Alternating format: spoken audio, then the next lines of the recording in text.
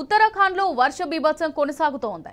థరాలి మెరుపు వరదల నుంచి కోలుకోకముందే రాష్ట్ర వ్యాప్తంగా భారీ వర్షాలు కురుస్తున్నాయి. వర్షాలు వరదలకు వాగులు వంకలు పొంగిపొర్లుతున్నాయి.